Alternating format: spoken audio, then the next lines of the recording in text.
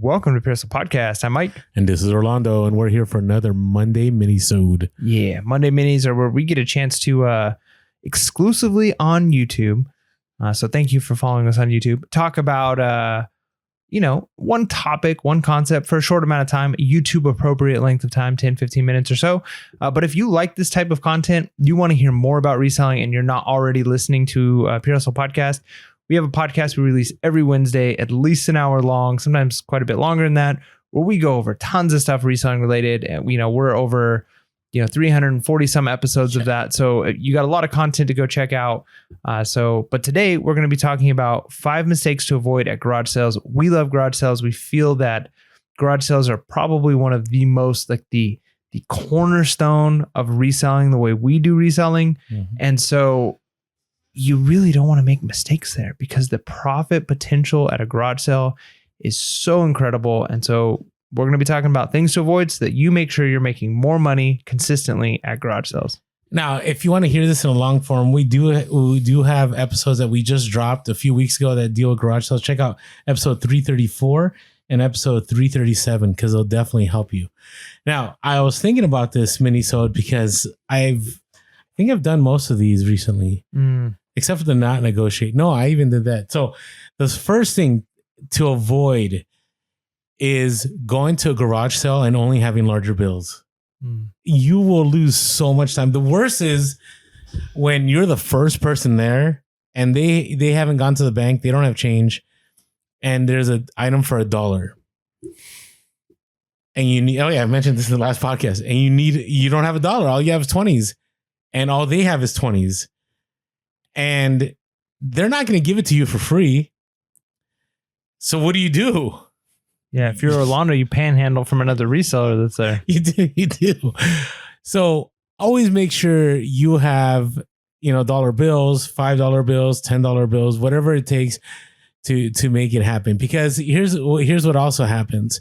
You show up, right? And you may lose 5 to 10 minutes because let's say they do have change, but sometimes go inside and go find it. Yeah, they're like, Gertrude, can you grab the, whatever in the back?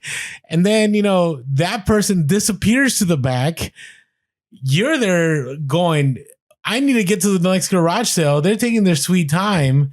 And then they're like, where's the envelope with the cash? And then next thing you know, you've lost 10, 15 minutes. And who knows what you're missing out at the next garage sale. Yeah. And just a quick tip on this. So there's what's called petty cash that business use. And it's a very helpful technique. And one of the nice things you can do, especially if you're having a hard time with bookkeeping, and that's not what this episode's about.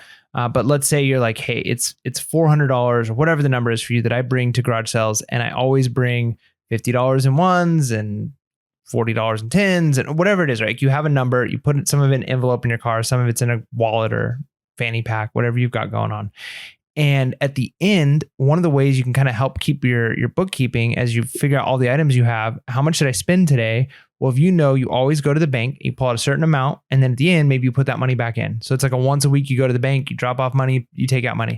And so if you pull out 400, and then when you go and you return to the bank, next day, you're dropping in $137. Well, you know exactly how much you spent that day. You've got the record. You can show IRS, like, here's the amount I've spent this year on garage sales. Mm-hmm. Then that is because what they're looking for on that is do you have some kind of consistent system that you're using that in good faith you can say, like, I've spent X amount in garage sales this year on these items, and as long as there's something there that will help.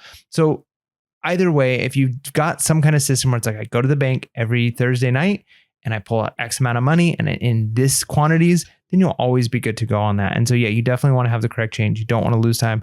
And one of the things that, especially if you're new, even if you're not new, maybe you're just introverted a little bit, or you're afraid to maybe upset people, you avoid conflict, is not negotiating.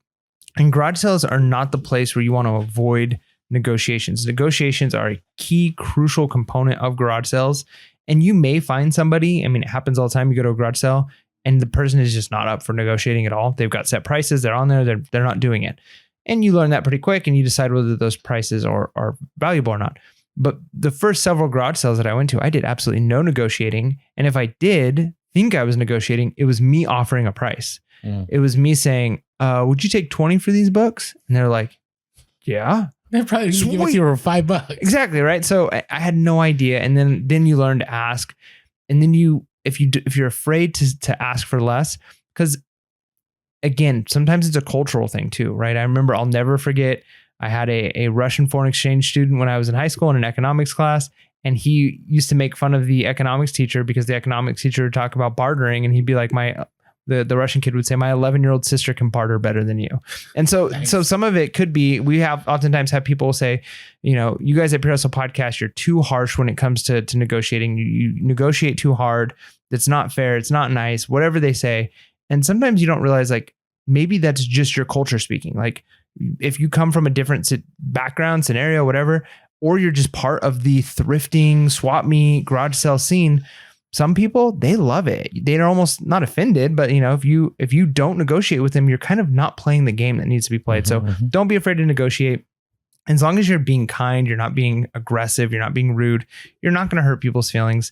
You can even laugh it off. If they say $20 and you're like, a little more than I was thinking. I was thinking like 5, and they might be like, oh gosh, no way, 10. And then you find a happy place. You're not being mean, you meet in the middle. So don't be afraid to negotiate, because it never hurts. And you'd be surprised. People will say like, oh, you're only saving $5. Who cares? And it's like, well, if you go to 100 garage sales in a year and you save $5 to $10 at each one of them, that adds up. Yeah, agreed. Now this is really short, but I've done this so many times where I don't keep an eye on how much gas is in my car. And I go out to a garage sale, and in the middle of the golden hour, like the golden hour is like, for us here, it's, I don't know, 6:30 to like 8:30. And if I have to go get gas, I might be somewhere and there isn't a gas station for another 10, 15 minutes. I may lose 30 minutes if I'm low on gas.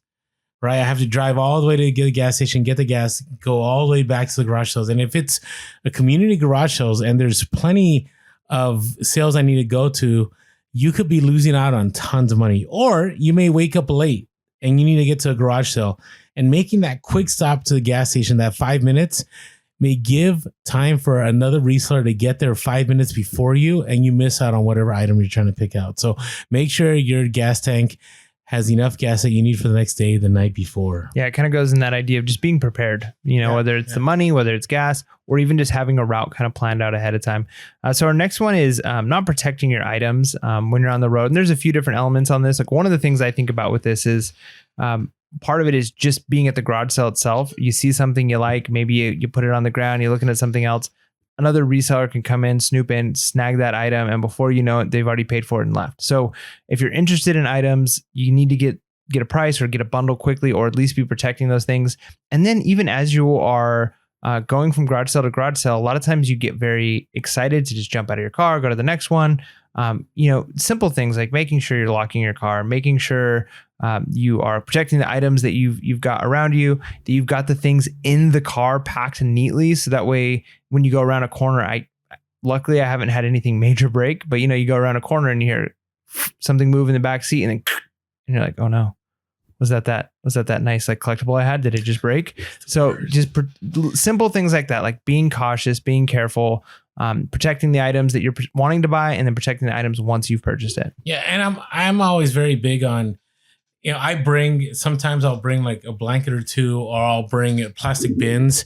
So when I'm thank you, Mike. So when I'm driving around, like, sometimes I want to get to that garage sale, I might turn that corner a little too much, like you said, and things can shift and they break. And I've lost money on the way home from going to garage sales because an item broke. Or, the other day I was with another reseller and he was showing me stuff he had in his car, but he didn't like take the time to make sure they were in a place that if you open the door, they'd still be okay. So he opened the door and like a book flew out and like tumbled. Right. And it's possible that he lost money on that. Right. So you want to make sure that you take the time when you're putting stuff in your car that they're, in a place where they're not going to move all over. They're not going to break. They're not going to damage anything. And that also leads to the last one, not unloading your car when you're done with garage sales. I am so guilty of this. But the problem with this is you may go to garage sales and you're exhausted, right? You've been out for a few hours. You get home and then you're like, I'll take care of it later. And what happens? Like for me, the worst thing for me is, I have my youngest son when he was smaller. he always loved like getting into stuff that was in the trunk of my car, right? Because I had an SUV, and what he would do is, you know, I'd be driving. Next thing I know, he's in the items that I picked up from the garage sale, and there was a couple of times that some items got damaged. Had I just taken the time and properly taken them out of my car and put them in a place where I can process them, I wouldn't have lost that money. Yeah. Or sometimes, you know, you may end up having a huge haul that you need to pick up at a local deal, and then you open your trunk and everything's there, and then you lose all that time. Yeah, you don't have the room. And one of the best pieces of advice when I got into video editing years ago, somebody told me, and it was so true, and it's amazing how it correlates with reselling and probably so many areas of life too. It was like, if you take footage for something that you're going to make a video for, you have to review the footage and organize it within 24 to 48 hours. If you don't, it's going to sit on a memory card, and months are going to go by, and you're going to forget what video you took and why you took it and what the purpose was. And oh yeah, I had to do this project, and you're going to lose the motivation, because as you're recording video, you're thinking about how this is going to play out when you make the final. And the same is true with reselling. And that's why we have death piles. And the same thing is true with like even unloading your car. If you can, within that first weekend, and it doesn't have to be 24 to 48 hours, but you have to figure out what it is for you, that if you don't find a way to process those items, whether it's getting it into the right piles for listing or getting pictures taken, or just getting it into the right place in your house within a certain amount of time, it's going to turn into an unorganized death pile that you're not going to want to look at, and nothing's going to happen to it until you realize, I have to spend a bunch of time on this stuff. So if you can, as soon as you get home from the garage sale, process it as close to immediately as possible. You are going to be thanking yourself. I promise you. Agreed. So hopefully all these tips of what to avoid at garage sales helped you out. Just keeping it real. These are things that Mike and I more battle with than Mike does. But just make sure you're always ready and prepared. And with that being said, make sure to be real, be relevant, and be reselling late. Peace.